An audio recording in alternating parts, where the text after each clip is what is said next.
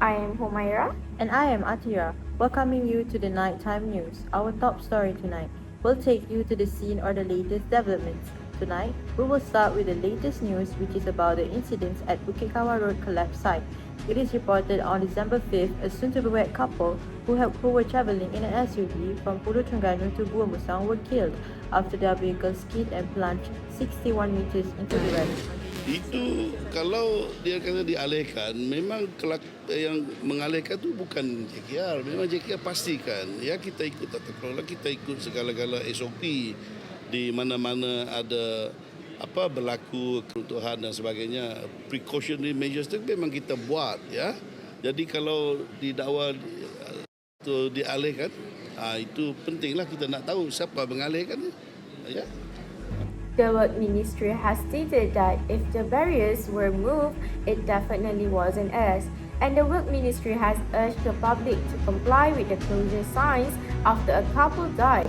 Work Ministry Datuk Sri Alexander Nantalinga expressed his condolence to the families of the victim, stressing that all agencies had implemented preventive measures, including closing the road and placing warning signs and concrete barriers at the site. The victims who were thrown from the vehicle were pronounced dead at the scene. Their bodies were sent to Pulau Terengganu Hospital Forensics Unit for postmortem. The case is being investigated under Section 41 in Bracket 1 of the Road Transport Act 1987. Now, moving on to the next news. On December 6 at Kota Samarahan, a blind woman in her 60s was rescued on Friday morning after members of the public found her by the roadside in Kampung Tolek Sabang, crawls out of her house to seek for help after their daughter's decomposing body. Confirming the incidents, Kota Samarahan District Police Chief said the report was received around 6:30 a.m. He said the woman had attempted to seek for help by crawling as she could no longer bear the stench from her daughter's decomposing body. It is reported that her daughter, who had complained of chest pain and shortness of breath on November 30th, was later confirmed to have died of a heart attack. The mother explained that she massaged her daughter's chest when she complained about the pain, but she later realized she was no longer breathing. She tried to revive her daughter but received no response. Knowing her daughter had passed away, she remained at home hoping someone would come to help. And lastly, on December 4th, the mother could no longer endure the smell of the decomposing body and closed out of the house in search of help. By the early hours of December, she reached the main road where she was discovered by passerby. And we're moving on to the international news. 16 dead, 40 injured following public shooting in Binti. On Monday, December 15 at 6:37 a.m., police are continuing to investigate a mass shooting that resulted in 16 people dying and 40 people being injured in Sydney's east yesterday evening. About 6:40 a.m. on Sunday, 14 December, emergency services were called to Binti Beach following reports of a public-based shooting. Officers attached to Eastern Suburbs Police Area Command, surrounding commands, and specialist police immediately respond and located two men using long arms to fire into crowds of people. Multiple officers exchanged fire with the two men with two officers. During the incident, one shooter, a 50-year-old man, was shot by the police and died at the scene. The shooter, a 24-year-old man, suffered critical injuries and was taken to hospital under police guard. As a result of the incident, 14 people died at the scene and 42 people, including 4 children, were taken to hospital across Sydney. Police have been told 2 other people, a 10-year-old girl and 40-year-old, have since died in the hospital. Those who died are yet to be formally identified. However, police believe their age range between 10 and 87 years old.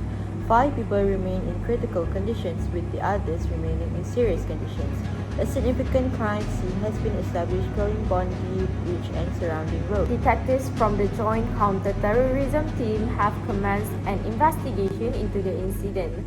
Following initial inquiries, detectives have located and seized 3 firearms from the scene. They will undergo forensic examination. Investigations are continuing.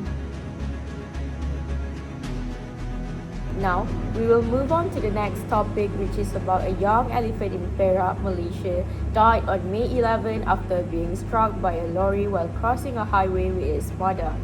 A widely circulated video from a passing vehicle captured a mother elephant pressing her head against the truck near her motionless calf.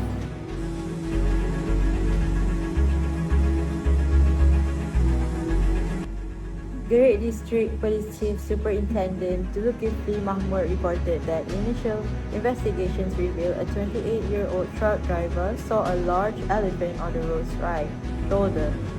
The driver continued driving after observing the animal grazing and believing everything was alright, according to Zulkifli. According to Sinar Harian, the incidents occurred at 2 a.m. on the East-West Highway.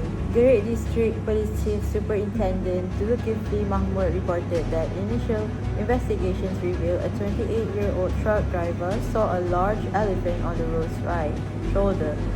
The driver continued driving after observing the animal grazing and believing everything was alright, according to Zulkifli.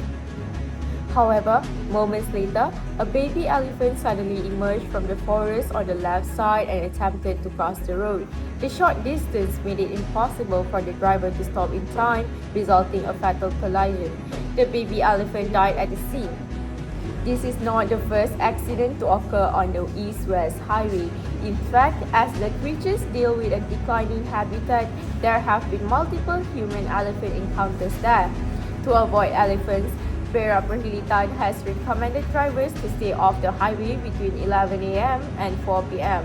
In November 2024, Yusof announced the construction of the Perak Elephant Sanctuary, aiming to reduce human-elephant conflicts by relocating wildlife near roadways.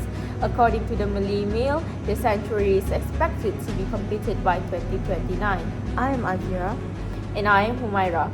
Thank you and see you again.